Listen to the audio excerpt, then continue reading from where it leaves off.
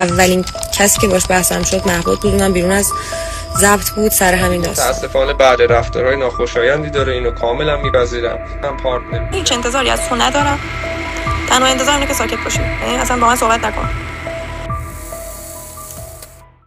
همراهان سرویس 17 درود بر شما. بی معطلی بریم سراغ صحبت‌های شاهین در مورد ورود اکسش، یعنی خانم محدثه، به برنامه. یه سری از صحبت‌های شاهین واقعا عجیبه. پیشنهاد می‌کنم حتما تا آخر ببینید و بشنوید.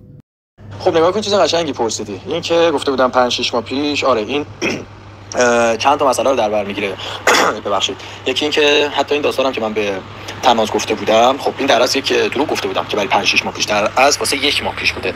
و چرا من اینو اون موقع به تناز اینجوری گفتم 5-6 ماه پیش؟ نمیخواستم زیاد از رابطه گذشتم یه وقت سوالی بپرسه، یا حالا نه تنها تناز، اگر با هر کسی هم وارد رابطه میشدم یا معاشرت میکردم، طبیعتا من همینو میگفتم که آقا حرف از من رابطم 5-6 ماه پیش بوده، ولی در اصل 1 ماه پیش تموم شده بود از سمت من، ولی خب فکر کنم از سمت ایشون تموم نشده بود. حالا ما چند باری هم تلفنی صحبت کردیم و اینا، و خب تموم نشده، انگار از سمت ایشون تموم نشده بود. یه ذره جلوتر صحبت کردیم، بعد خب حالشون اوکی نبود. منم سعی می‌کردم که خب یه خورده بتونم آرامشش باشم، آرومش کنم. درسته یه رابطه تموم شده، ولی انسانیت تموم که نشده. حتی تو برنامه‌ام دقت کرده باشین، قسمت‌های 15 و 20، درسته با اینکه من با تناز بودم، خیلی داستانا بین من و حالا اصلا هم خانم نگار بود، یه روز حالش بد میشه، نگار حال حوصله نداره، میاد پایین، و حتی با وجود اینکه بالاخره این داستانا و مسخره بازی‌ها بود، من میرفتم باهاش اونجا یه دنس می‌کردم که انرژی بهش بدم، انرژی برگرده بهش. متوجهی؟ فکر کنم قسمت 14-15 اینها بود. بحث انسانیت، نه بحث چیز دیگه. متاسفانه خیلی چیزا رو به خیلی چیزای دیگه ربط میدیم، و در رابطه با این خانم هم همینطور. خب طبیعتا اوکی نبودن، حالا به دلایل شخصی، و من سعی کردم حالا پیام بدیم، صحبت کنیم و طوری دیگه صحبت کنم که بتونم اون انرژی رو بدم. و فکر می‌کنم این یکی از بزرگترین اشتباهات من بود که باعث شد شاید یک امیدی بدم بهشون، یک روزنه انگار باز باشه برای ایشون، و این خب یکی از اشتباهات من بود. و همیشه هم اگر جای اشتباه کردم میگم اشتباه کردم، میپذیرم، و همیشه هم نسبت به هر چیزی اومدم اینجا باهاتون صحبت کردم در موردش، نه سکوت کردم، نه فرار کردم از چیزی. و قبل اینکه من بیام داخل عشق ابدی که با این خانمم که صحبت می‌کردیم و یک رابطه بود و نبودی بود، گفتم من دارم میرم، گفت بری شاید منم بیام، گفتم بیا، که گفتم بیا، اصلا مشکلی نیست. و حتی خودم عکساشونو فرستادم، کست منیجر این داستان هم در جریانه، خودشون هم میدونن، من خودم عکساشونو فرستادم، ریجکت شدن این خانم. ما اومدیم داخل و خب کلا که یه ذره رفت به جلو، و یه روزم که صحبت می‌کردیم و همون روزای اوایل برنامه، کلا من دیگه گفتم آقا تموم شه، بره دیگه، نمیشه که هی کجدار مریض، اگر نمیدونم شما حالت بده صحبت کنیم و هزار تا چیز دیگه، چون یه شرایط پیش اومده بود اوکی نبود، و شرایطا هم نمیخوام باز کنم. چیزی هست که بین من و اون خانم بوده، یه چیز کاملا پرایوتیه و فکر نمی‌کنم کسی مرتبط بشه. و دیگه یه روز صحبت کردیم، حتی همون روزای اوایل برنامه گفتم آقا تموم شه بره، و از اونجا بعدم تموم شد و رفت. و حالا بعداً چون ایشون رفته بودن برای مصاحبه، و بعد از مصاحبه گفته بودم ما به شما خبر میدیم، شماره ایشونو داشتم و ایشون هم شماره اونها رو داشت، جایی که رفته بودن برای مصاحبه ریجکت شده بود. و بعد از اینکه بهش میگن ریجکت شدی، بعد میگه که آره من دوست پسرم داخل برنامه است، و برفرض اینجوری و اینجوری، و به این دلیل خودشون آوردن داخل برنامه. و خب دیگه دارید میبینید دیگه، های چیز دیگه هم نیست. چیز دیگه هم سوال باشه الان من میبینم و بهتون میگم. و یه چیز دیگه هم که بود، ایشون ریجکت شده بودن و از راههای متفاوت حقیقتا تست کرده بودن که بیان داخل برنامه، نتونستن تا به دوستشون اون نور یا عمر، اگه اشتباه نکنم، که داخل عشق ابدی ترکی بوده، با ایشون کانکت میشه. و ایشون هم چون با همین عوامل، همین کارگردانی که برای ما این کارا رو، این ویدیوها رو دارن درست میکنن، این ریالیتی شو، صحبت میکنه. و خلاصه حالا با توجه به صحبتایی که داشتن، ایشون شبانه میان داخل برنامه. خب خوش اومدن. منم که بهشون گفته بودم تشریف بیارید، منو با کسی دیگه میبینید. حالا توی برنامه دارن میگن که من اومدم ببینم این واسه عشق و حالی و همینو، واسه چیز خاصی نیومدم. امیدوارم که همینطور باشه، در ادامه مشخص میشه. و از یه طرف دیگه میگن که با سیاوش داره صحبت میکنه توی دیت، با میلاد داره صحبت میکنه توی دیت. میگه رابطه که تموم شده تموم شده دیگه، من چیکار دارم به اون رابطه؟ تجربه شد، بعد همه تجربه کنیم و اینا. حالا جلوتر باز در رابطه با همین صحبت‌های این خانم بیشتر خواهید دید.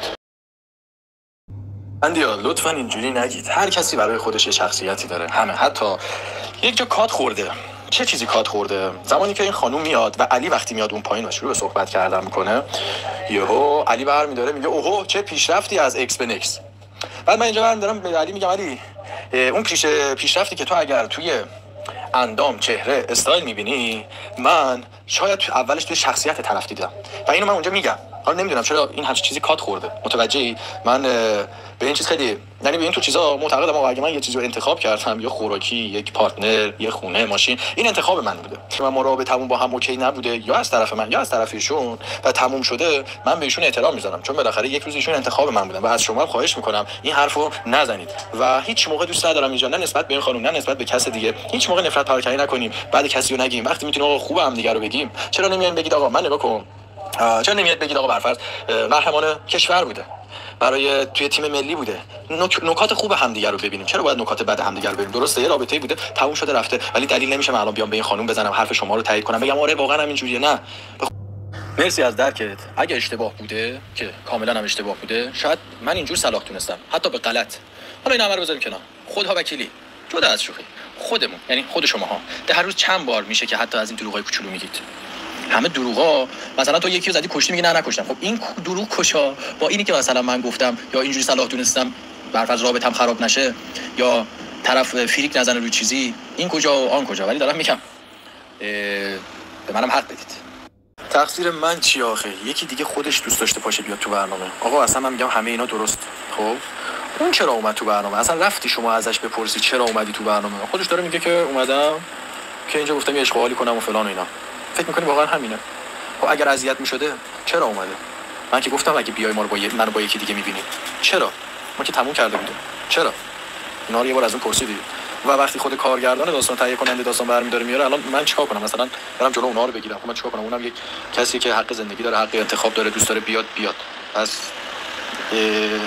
یه ذره دارید نامردی می‌کنید. در ادامه اظهار نظر شاهین رو بشنویم و پشیمونیش از اینکه چرا در طول برنامه نتونسته محبود رو کتک بزنه. تنها چیزی که پشیمونم همینه، چون من خیلی از بی‌احترامی بدم میاد. وقتی احترام زیادم باعث سوء تفاهم طرف میشه و اونجا باید بزنی شاسی ماسی یارو کج کنی. متوجهی؟ و بزرگترین پشیمونی که من داخل اون بازی داشتم این برنامه بود. ای کاش یه کاری می‌کردم، برام مهم نبود، حالا می‌خواستم حذف بشم یا نشم، ولی یه چیزی شبیه به همین که تو همین تکست نوشتی ای کاش انجام میدادم. به این فقط پشیمون همینم.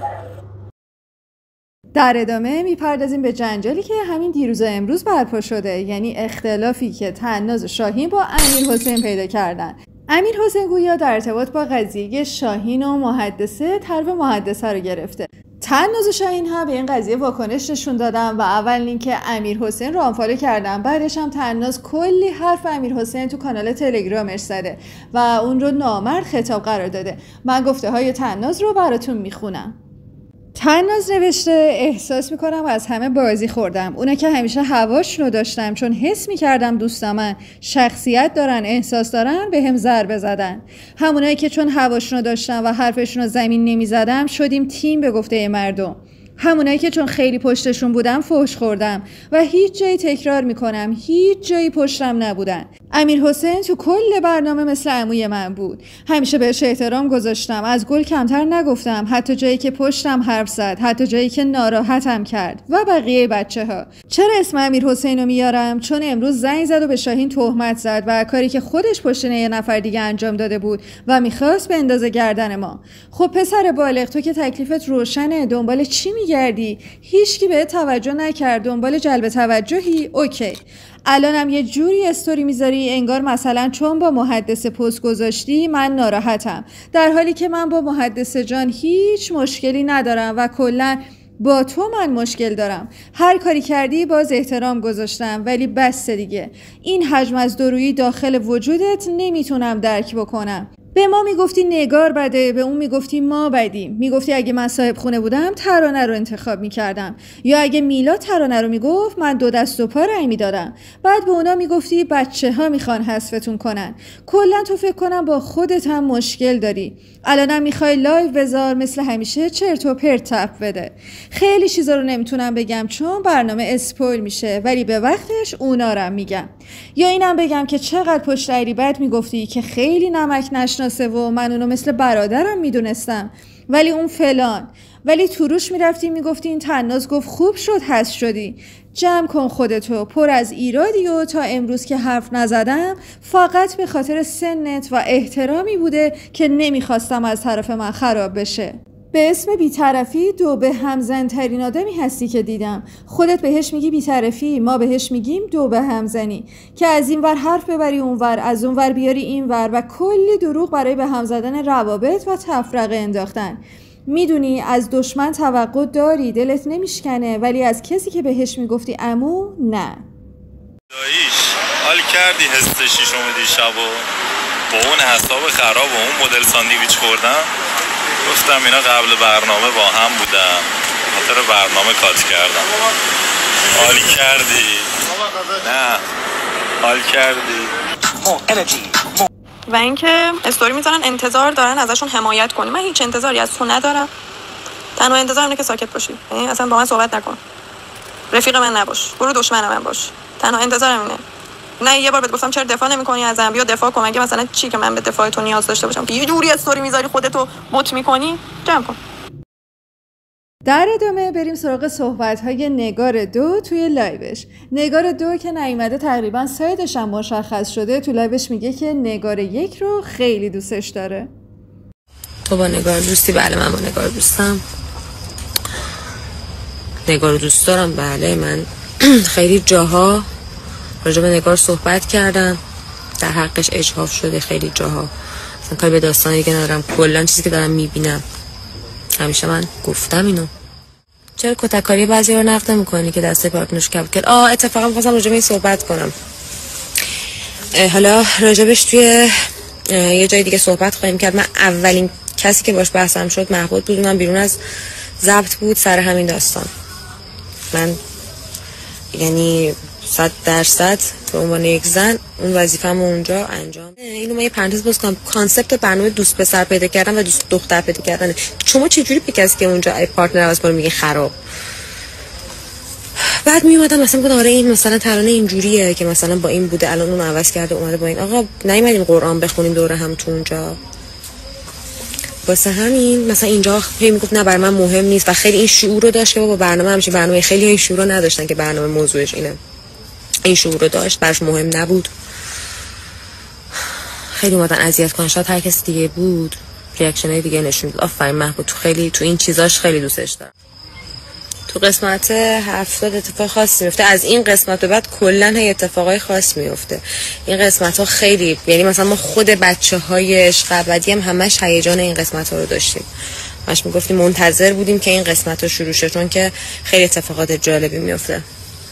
نگار میگن کارگردان دخالت هایی داشته، واقعا درسته یا نه؟ تو خدا بگو. سلام مبین جان.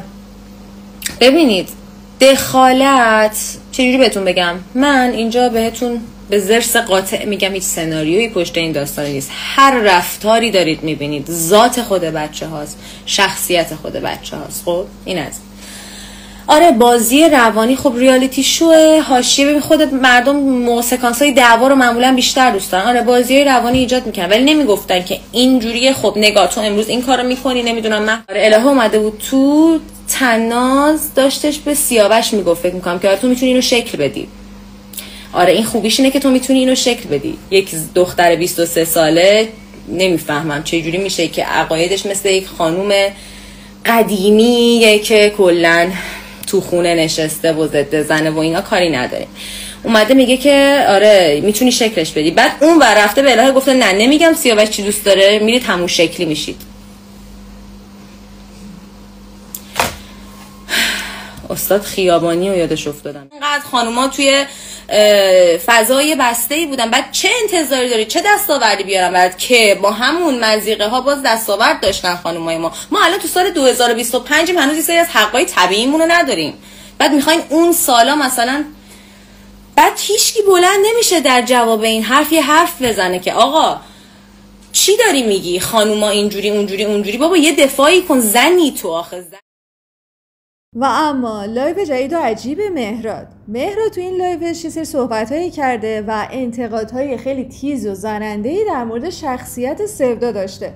به گفته کاربرها مهراد حتی به سودا هم رحم نکرده. با هم ببینیم. وسط هر چیزی میپری، وسط هر حرفی از اینجا طاقت انتقاد نداری. قربونت برم فرداد چند از این حرفتون مهراد جان، خصوصا به چیز اتفاقی که بیرون برنامه افتاد. میگم اگر بیرون برنامه با یکی از فحاش‌ترین آدم‌های اون ویلا وارد رابطه عاشقانه نشده بودی، تا یه حدودی جای شک و شبهه باقی میذاشتم. رابطه با چیزی که اول فرمودید که پارتنر من مثلا یه سری رفتارا داره این داستانا، اولا که یه سری فحاشی‌ها و رفتارهایی که زننده است رو من شاهدش نبودم و تازه دارم تو برنامه میبینم.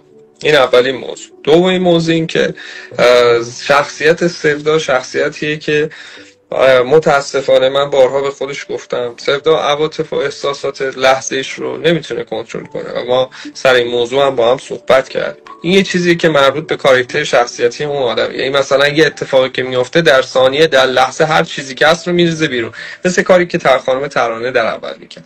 ولی اینکه سفدا در باطن در شخصیت آدم بی‌ادبیه، اینو اجازه بدید که من نپذیرم، ولی متاسفانه بعد رفتارهای ناخوشایندی داره، اینو کاملا میپذیرم. پارتنر بودن من دلیل بر این نیست که صد اون آدم رو تایید میکنم. من اون آدم رو نشستم در موقعیت‌های مختلف شناختم، در فضای بی‌تنش بیرون نشستم بررسی کردم، گفتم این آدم درستیه، ذات خوبی داره. ببین